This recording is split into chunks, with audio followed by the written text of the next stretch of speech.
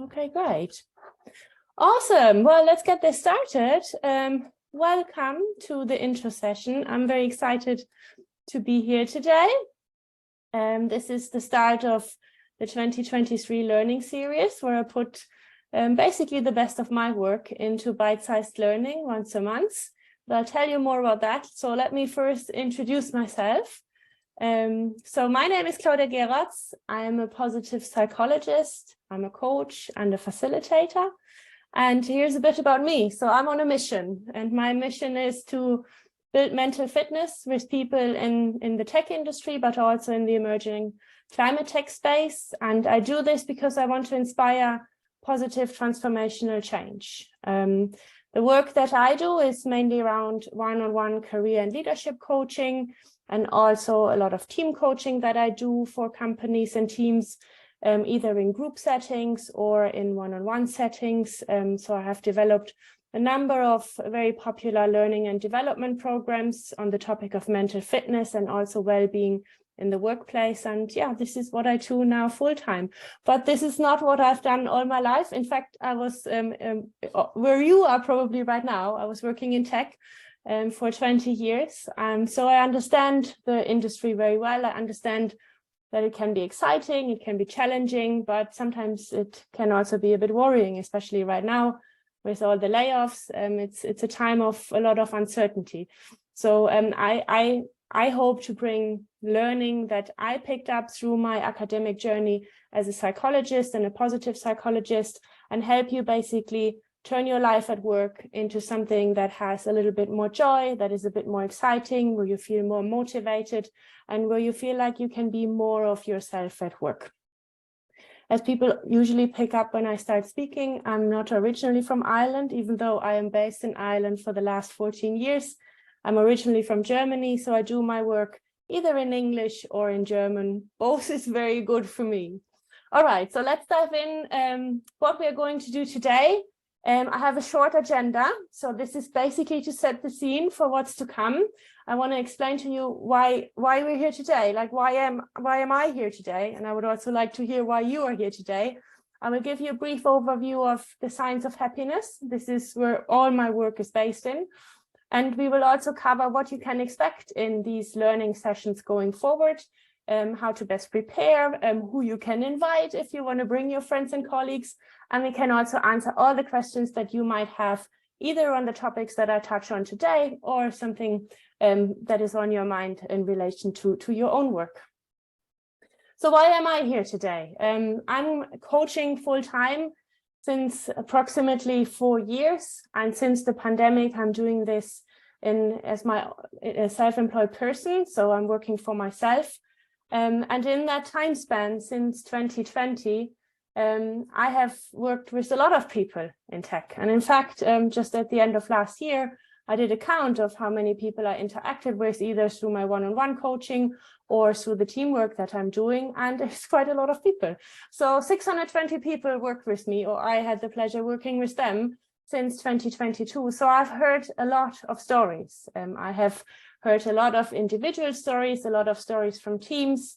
I've heard what makes people smile, what makes them excited about their job. I've heard what makes them motivated, but I've also heard what makes them really worried and maybe a bit anxious, and what takes their smiles away. And at the same time that I listened to all these stories, first of all, that reminded me of my own story in tech. And second of all, I'm also at the same time took a deep dive into the research and science of positive psychology and also organizational psychology to help me understand what's actually going on in work, and why are some people happy and why are, unfortunately, a lot of other people not so happy at the moment. So here's what I found. There are a few things that are common threats across the board, what we all struggle with when we work in tech or in the knowledge industry in general. So basically, when you work with your laptop all day long, I consider you somehow working with or in tech. And the struggles are very, very similar. And what I hear mainly is the burnout topic. People are very, very stressed. A lot of people are very, very exhausted. And research just from end of last year has the burnout risk in tech at the moment at 70%. So 70% is a huge number. That doesn't mean that everyone who is at risk will also end up in a burnout. But what that tells us is that 7 out of 10 people, so a normal team is approximately the size of 10 people. So 7 of the people on your team approximately are experiencing something that is more difficult than just stress. So burnout is not just stress. Burnout is a really prolonged time of stress. It's a sense of being overwhelmed. It's a sense of not having enough energy. And it's that feeling of you can't do everything that you want to do in your day at the kind of quality that you want to deliver. So it's a really, really serious topic. It has strongly risen through the pandemic. Burnout risk was always high in tech because it's a very fast-paced environment. But at the moment, when I saw this number end of last year, I was like, this is really bad. The other big thing that is increasing rapidly since the pandemic is loneliness. A lot of people, approximately half of knowledge workers, are really feeling lonely. And a lot of people say this is because a lot of us started working from home, but that's not the full story behind this figure. It's kind of how life changed as well. A lot of people lead a completely different life now than before the pandemic. A lot of people are still catching up and rebuilding social connections. People have readjusted their lives. Everybody's super, super busy. And loneliness is a big problem because it affects your general well-being as well. It's not just something that you can compartmentalize at work. You will also feel the knock-on effect in your private lives.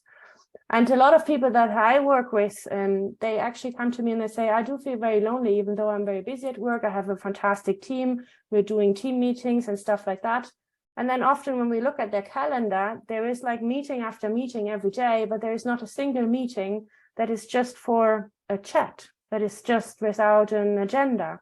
Most of the meetings that most people have, and you feel free to look into your own calendar right now, has some form of agenda and a business purpose. And it's very, very difficult in these situations to actually create an environment where you do just have a chat and check in with your colleague, or somebody checks in with you and says, how is it actually going? So keep that in mind, have a look at your calendar. It's probably something we can all use more of, just to have coffee chats and meetings for a general check-in. The other worrying number is engagement. So this is a recent report from Gallup. They do a very comprehensive global report on the state of work every year.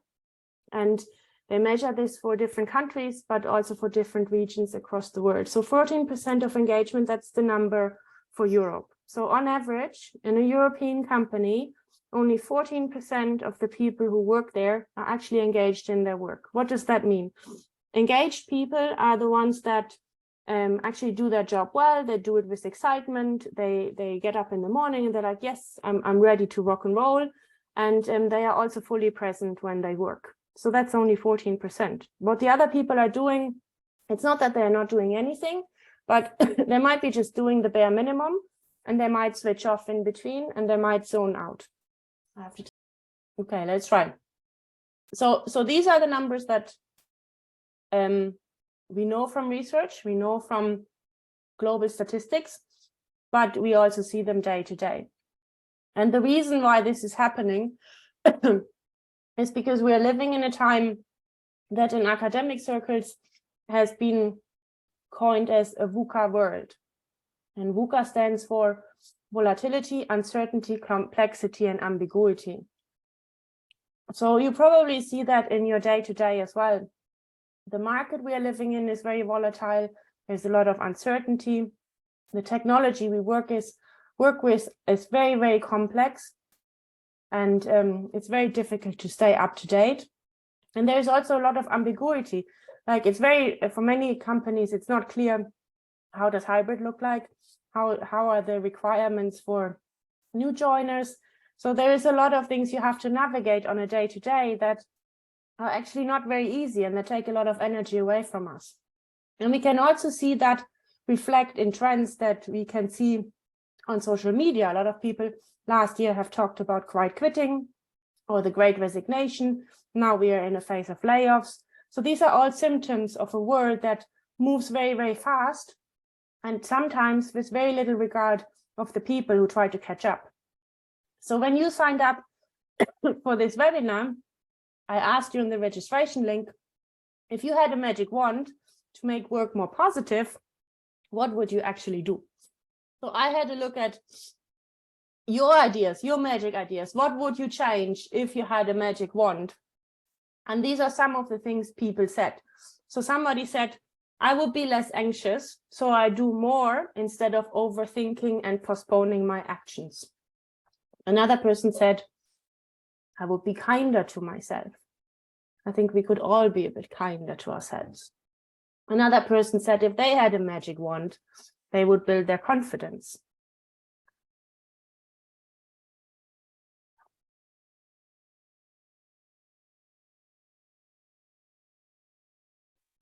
And another person said if they had a magic wand, they would make people speak in a positive, supporting, and empowering way. And another person said that they would change careers. So I'm really curious what your thoughts are when you hear this. And feel free to write it in the chat or speak up if you want to. I would be really curious what you're thinking about these ideas. If people had a magic wand, what they would be changing. What kind of thoughts come to your mind?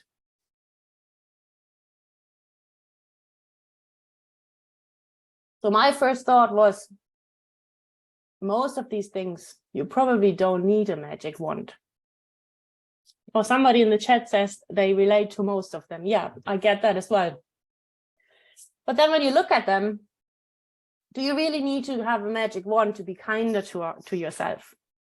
Or do you need a magic wand to feel to change your career? Sometimes it can feel like we need a magic wand, but often what we need is time, space, and the right tools.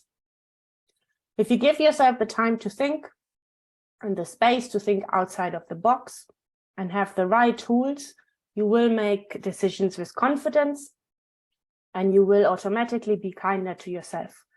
In my work with these 620 people, I always feel it comes down to that. If people had more time to just do nothing, to relax and to think for themselves what is really important in their lives, a lot of the problems that we feel we have would already be a little bit smaller. So let's have a look at what you know, what makes you happy at work. So again, because we don't have that many people on the call, I encourage you to write it in the chat. What do you know that is it for you that makes work happy? I'm sure everybody had moments in their lives where work was really happy. Maybe it's not happy right now, but maybe you can remember times when you felt much more positive at work and much better. So what is it that makes you happy at work? And I give you a few seconds for that.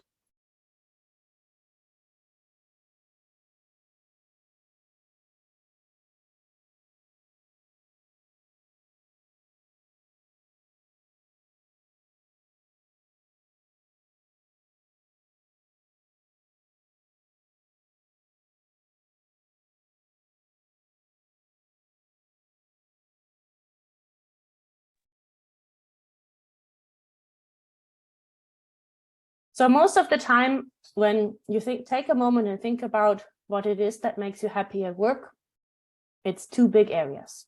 First of all, it's the people you work with, and second, it's what you actually do.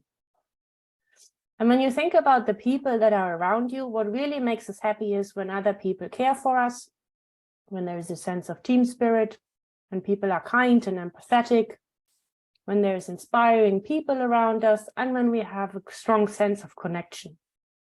And these are all basic human needs as well. So if this is around you, if you have a team or colleagues that give that to you, chances are that you would say, yes, I'm happy at work. And the second big topic is that we want to feel we have impact. We want to feel that the things we do are meaningful. And that can look very different for different people. For some people, impact is to build new things. For others, it's about doing something that is stimulating to them or making a difference. So meaning and impact, these are very trendy topics, but we have to remind ourselves that they can look very different for different people. And these are the things that we are going to use as a North Star for our learning series. So what makes people happy at work from the research perspective, it's very clear. It's that people have meaning and purpose in their lives, that they believe that what they do has an impact, that they have great connections with other people. We are best when we're in community, and that they learn and are challenged so that they can grow as a person and as a professional. And what I added here in the small yellow part, yes, we also want to be fairly compensated for our work, but most of the time, this is not the priority for people. And the priority for people is that they have meaning, impact, connection, and learning. So it is my goal to help you build all of these 4 things with concrete strategies that you can easily integrate into your day-to-day and that are really effective for you to make a difference. And that brings us to the part of where we dive into what you can expect from the learning series going forward. So first of all, what are the goals of every session? So my main goal is to actually give you a toolbox. I have myself listened to a lot of learning and webinar series before, and while they can be very inspirational, oftentimes I was left with, okay, what do I do next? So my goal is always to give you an overview of the science that informs how we can be happy at work, but also give you concrete strategies that you can put into your toolbox and apply at work in your own time without having to study positive psychology. The second big thing is I want to help you grow your self-awareness. The more we know about ourselves, about how our mind works, how our emotions work, and how some things trigger behaviors that might be helpful or hindering to us, the more we know about we operate as an individual, the better we understand how we operate in a team environment and in challenging situations. And the third goal for these sessions is I want to help you create that safe space, that time out, that time to think, where you feel welcome to just explore something new, maybe exchange your thoughts with other people, but it's not a requirement, and feeling safe and understood and learning something new. How I do this, like everything I do, I'm a bit of a science nerd. So I do this based on the evidence that I've seen in the research literature from positive psychology. Positive psychology as a science is developing a whole lot of interventions that can be applied on an individual level, on a team level, on an organizational level, but also in community. And what I will bring to you is concrete interventions that solve real-world problems. For example, we will be looking at what are strategies that you can apply to improve your mental fitness? What are strategies you can apply to bring your stress levels down? And how can you integrate them into your day-to-day? So it's really important for me to teach you something that makes sense to you, that's easy to integrate, and that help you to be a bit happier at work or help you help other people at work. If you are in a leadership or management position, you will also learn strategies to help the people around you and make sure that everybody benefits from what you're learning here. So that toolbox I was talking about, this toolbox will have 4 big things in it. We are starting with building our mental fitness. So each session has approximately 60 minutes of content, and there will be educational content where I'll tell you a little bit, let's say on the example of mental fitness, what does it mean? What is it made of? When does it thrive? When is it probably going down a little bit? And you will have in-session reflections and exercises, sometimes maybe a few breakout rooms where you can test new strategies, exchange with others, or just reflect for yourself what you can do with this going forward. There will also be a topic over the summer months. We will be looking at working from our strengths, which is another big pillar of my work with people. So positive psychology teaches us to not look at our weaknesses. Like when you think about the work culture, oftentimes the conversations that you will have in your personal development with your managers is around, okay, at least it was for me. Okay, Claudia, tell me, what did you do well this year and what do you think you can improve on? So there is always this mindset of what is not going well and how can we fix that gap? Whereas working from strengths switches this completely around and it asks us what is going really, really well, Why is it going really, really well? What can we learn from it? And how can we use what's going well to be even better in our job as a person, or even in our private day-to-day? So this is going to be the topic over the summer months. And then there will also be approximately 2 sessions on positive leadership. And let's face it, everybody is kind of a leader nowadays, so you don't have to be in a people leading position. You can be, but this is a topic that I feel is important for everyone. When you think about your life, you're probably leading a group of people either at home in your family system, or maybe you have a sports team where you are in a leading role, or maybe a circle of friends. So wherever it is, these strategies apply equally to all parts of our lives. And last but not least, we will continuously build confidence, but towards the end of the year, there will also be a block dedicated to building confidence, because when I look at the people I work with, this is often the underlying thing. If we all would feel a little bit more confident, a lot of things would become easier. So to recap in short, what you get from every session is live learning with like-minded people, a safe space to connect and be curious, and you will also get on top a coach book, which is a PDF workbook that you can take away for your own continuous personal learning. There will be some reflections in there, some exercises, so you'll get that as well. Every session, I try to make it as accessible as possible. You can choose to join every single session, or you can choose the topics that you're most interested in, and you can also pay what feels right for you. So the band is anywhere between 10 and 25 euros. So feel free to decide what feels right for you. There's no judgment on this, and I'm hoping that this will make it accessible to as many people as possible.